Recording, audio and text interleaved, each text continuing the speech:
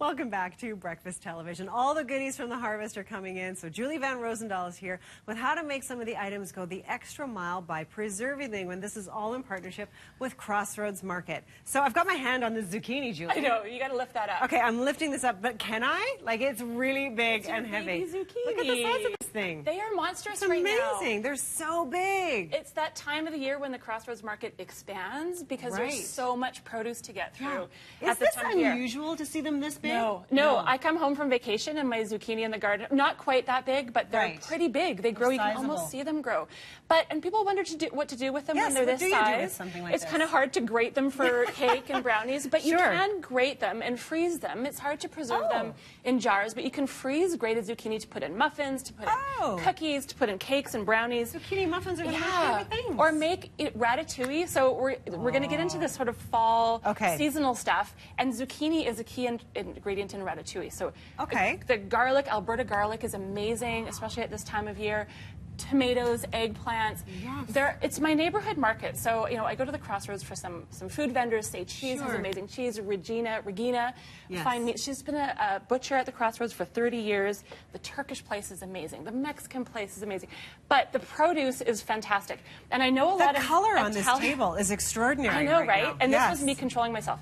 So I have some Italian friends who go to the Crossroads Market and get flats of tomatoes to put up every year, make tomato sauce, fill their basement with tomato sauce. Yum. So you have these great, beefsteak tomatoes, but also Roma tomatoes, which are great for blanching and peeling and grinding into sauce. But I like making salsas because they're not as seedy as the bigger tomatoes.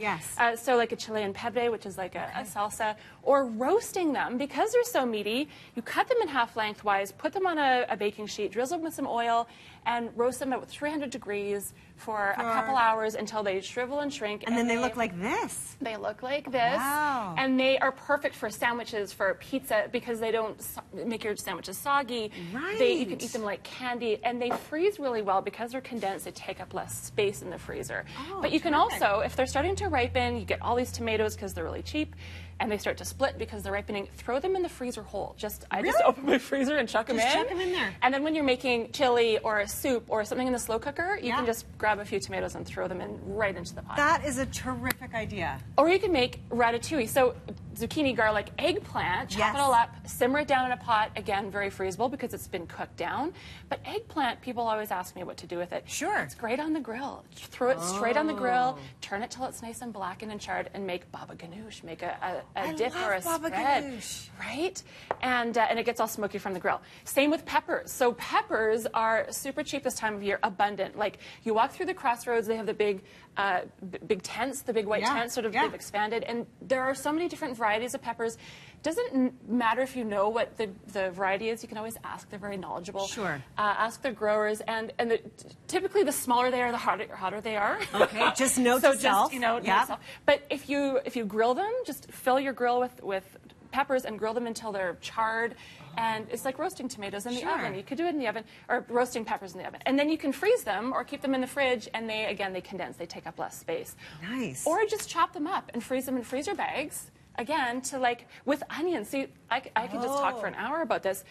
If you chop up your onions and put them in the freezer, you could just dump them from the freezer bag right into your soup, whatever you're making. Whatever the case may be. Everything starts with an onion, right? Right, of course it does. And if they're pre-chopped and they're these wonderful sweet Walla onions, they're amazing. Yum. Yes. Okay, now you've been diligently stirring this jam here, so let's get to the fruit. Yes, so stone fruit is in season right now. Peaches, plums, nectarines, apricots, and they are wonderful for preserving in jars. Look if at you want the to do it color. that I just way. can't get past the color. Or it's so freezing. Beautiful. But making jam, people think that making jam is a huge production. You have to have all these pots. You have to dedicate a day to it. It's not. You can do a jar of jam. And it's a great way to use up fruit that might be getting a little soft, overripe. And if you do it in a skillet, you have this broader surface area, so it cooks more quickly than if you had a sort of big deep pot.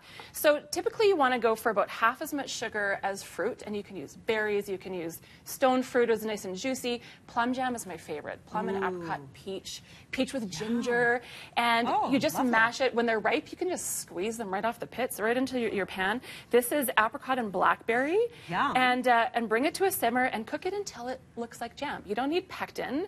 You don't need to do the test. You can see when your spoon sort of leaves the trail through it. This is kind of dark, so it's hard to see, but it looks like jam. Put it in a jar and keep it in the fridge. You don't need to do the boiling of the cans and really? Or put it in the freezer. Freezer jam, I mean, it will last indefinitely in the freezer. So. And how long is it in the fridge if you're just putting it in the fridge? Depending on how much sugar is in there, sugar is a preservative. Okay. So if it was, some jams are half and half fruit and sugar, it would last for months. If it's less sugar, a few weeks maybe.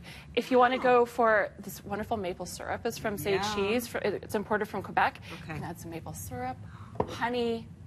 Do you want me to stop talking now? Fantastic ideas. I know I don't even want to stop you because there's so much to have. Yeah. Thank you so much, Julie. So many great ideas just right here. I love this jam idea. Right. We're going to do this. Thank you, Julie. You're welcome. Andy, how about this jam? I could eat this right now on my toast every day. Well, and yeah, what a bright table over there. Julie's got it going on and brightening things up. We need that because it's another gloomy day, another gloomy start, and another gloomy